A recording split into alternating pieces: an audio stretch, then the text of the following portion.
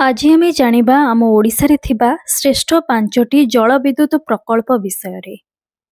ओडिशार बड़ बड़ नदी मानकर जलकू अटक रखाई विशाल नदीबंध निर्माण करा जायछि। एहार मुख्य कारण होइथाए जेपरि बन्या दाउरु लोकमानंको रक्षा करा जाय परिबो एवं अन्य उपाय रे एही सबु नदीबंध द्वारा किभଳି विद्युत जेनेरेट करा जाय परिबो ताहा मध्य मुख्य योजना रही। आज मु आपनकु एभଳି 5टी नदीबंध विषय कहबी जहाँकि जलविद्युत प्रकल्प पई आम ओडिसा रे श्रेष्ठ होई परिछंती। आम ओडिसार एही जलविद्युत प्रकल्प विषय डिटेल जानिबा पई चाहूथिले वीडियो को शेष जाय देखंतु। प्रथम रे रहिछि बालीमेला जलविद्युत प्रकल्प। मालकानगिरी जिला कुरकुंडा ब्लॉक अंतर्गत बालीमेला ठारे 1973 मसीह रे बालीमेला जलविद्युत प्रकल्प स्थापित होईछि। एहार आरंभरू 6टी टर्बाइन लागिथिबा बेले 60 मेगावाट उत्पादन क्षमता रहिथिला। वर्तमान नूतन भावे 2टी निर्माण हेबा परे एहार क्षमता 75 मेगावाट को वृद्धि पाइछि। पूर्वरु 360 मेगावाट रो विद्युत शक्ति बाहरुथिबा बेले एबे 510 मेगावाट विद्युत उत्पादन हेउछि। एठारे एशियार द्वितीय माटीबंध चित्रकोंडा डैम मध्य अछि। सिलेरु नदी उपरे एही बालीमेला जलविद्युत प्रकल्प निर्मित होईछि। यापरे रहिछि इंद्रावती डैम। कलाहांडी जिला मुखीगुड़ारे इंद्रावती जलविद्युत प्रकल्प रहिछि। इंद्रावती मुरना कपूर पोड़ागढ़ डैम रो पानी को संरक्षित करा जाई मुखीगुड़ा ठारे इंद्रावती विद्युत प्रकल्प करा जायछि। 1999 मसीहारू विद्युत उत्पादन आरंभ होईछि। एथिरे 150 मेगावाट रो 4टी टर्बाइन व्यवहृत होई 600 मेगावाट रो विद्युत उत्पादन हेउछि। कलाहांडी जिला महुलपाटଣା निकटरे टनेल रो मुहाणा मध्य रहिछि। यापरे रहिछि नंबर 3 रे अपर कोलाब। कोरापुट रो 15 किलोमीटर दूर केरेंगा पंचायत रे रहिछि अपर कोलाब जलविद्युत प्रकल्प। 1985 मसीहारू एहा कार्यक्षम हेउछि।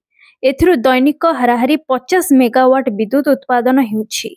एठाकू जिबा पई कोरापुट देवीघाट छकठारू गाड़ीर सुविधा रहिछि। विशेष करी डिसेंबर और जनवरी रे पर्यटकंकर भिड़ जमी थाए।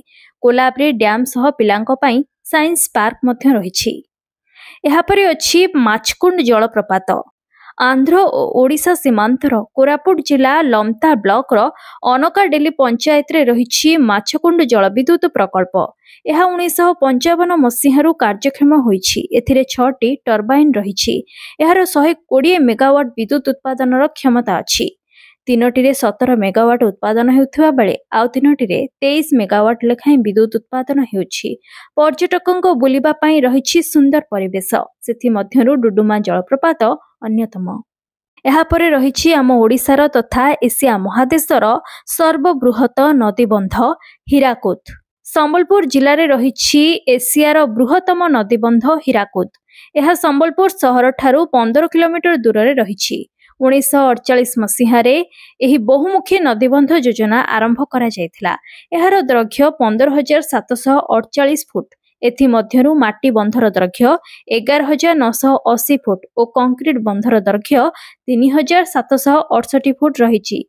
ए विशाल जलभंडारर आयतन 743 वर्ग किलोमीटर। एठाकार जलविद्युत प्रकल्पर बुर्ला पावर प्लांट रो 7टी यूनिट रे दैनिक 275.86 मेगावाट और चिपिलिमा पावर प्लांट रू 3टी यूनिट रे दैनिक 72 मेगावाट विद्युत उत्पादन हेबार क्षमता रखिछि।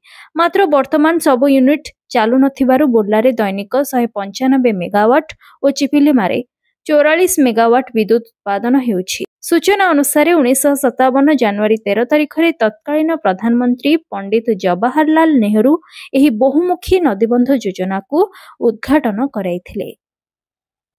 आशा अछि एबे आपण आम ओडिसार 5टी प्रमुख जलविद्युत प्रकल्प विषय रे डिटेल रे जानि सारिथिबे। जदि आजिर एही इन्फॉर्मेशन टी आपनको भलो लागिछि ताहाले याको लाइक करंतु, खूब मात्रा रे शेयर मध्य करंतु। वीडियो टी आपनको किभଳି लागिला मते कमेंट माध्यम रे निज फीडबैक निहाती जणाइबे। आम राज्य सह जड़ित देश दुनिया सह जड़ित एभଳି अनेक इन्फॉर्मेटिव वीडियो जदि आपण देखिबाकू चाहंती ताहाले आज ही मो चैनल को सब्सक्राइब करंतु।